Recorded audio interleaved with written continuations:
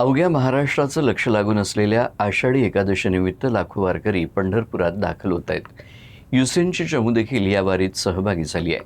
दरम्यान पंढरपूरच्या 65 एकर परिसरातील स्थितीचा आढावा घेतलाय आमच्या प्रतिनिधीनं.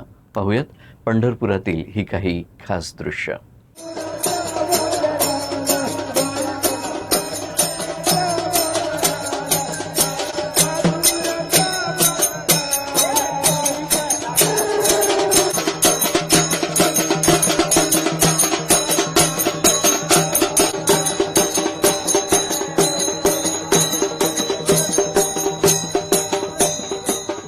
पाहू शकतो की विठ्ठलाची एक प्रतिकृती या ठिकाणी स्थापन करण्यात आली आहे, ज्यासमोर आपल्याला दिसतंय की संत ज्ञानेश्वर महाराज, संत तुकाराम महाराज ढोल आणि वीणा वाजवत असताना या ठिकाणी आपण पाहू शकतो. संत नामदेवाची पालखी आता सध्या पंढरपूरच्या वेशीवर दाखल झाली आहे. मानाच्या पालखी अद्यापपर्यंत पंढरपुरात दाखल झालेल्या नाही, पण आपण ठिकठिकाणी पाहू शकतो की अनेक पालख्या या ठिकाणी आपल्याला पाहायला मिळत आहे. संत नामदेवांची पालखी थोड्याच वेळात या ठिकाणी दाखल होणार आहे. आपण सध्या पंढरपूरच्या 65 एकर परिसरात आहे. या ठिकाणी भाविकांसाठी, वारकऱ्यांसाठी राहण्याची व्यवस्था देखील मोठ्या प्रमाणात करण्यात आलेली आहे.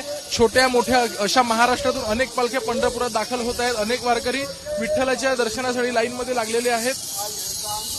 दर्शनासाठी मोठ्या प्रमाणात भाविकांच्या रांगा आपण या ठिकाणी पाहू शकतो. भाविक मोठ्या संख्येनं, जवळपास 7 ते 8 लाख भाविक सध्या पंढरपुरात दाखल झालेले आहे. अजून हा आकडा वाढण्याची शक्यता वर्तवली जाते आहे.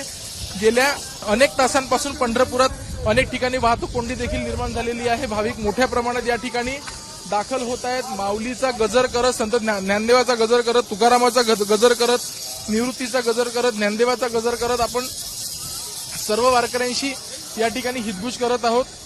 अनेक ठिकाणी भाविक इथे पांडुरंगाच्या दर्शनासाठी देखील दाखल झालेले आहेत. संध्याकाळपर्यंत आपण अनेक ठिकाणची या ठिकाणची अपडेट देणार आहोत. सध्या आपण पंढरपूरच्या 65 एकर परिसरात आहे. माझ्यासोबत कॅमेरामॅन विलास खडसे आहेत. ते देखील या ठिकाणचं सर्व कव्हरेज आपल्यासमोर दाखवत आहेत. आपण अशा अनेक गोष्टी, अनेक स्टोरीज, अनेक बातम्या आपण तुमच्यासमोर दाखवत राहू. पंढरीतील विठ्ठलाचं दर्शन आपण तुमच्यासमोर दाखवत राहू. तोपर्यंत सोबत राहा. कॅमेरा पर्सन विलास खडसेसह मी कार्तिक कुटाणे, UCN न्यूज, पंढरपूर.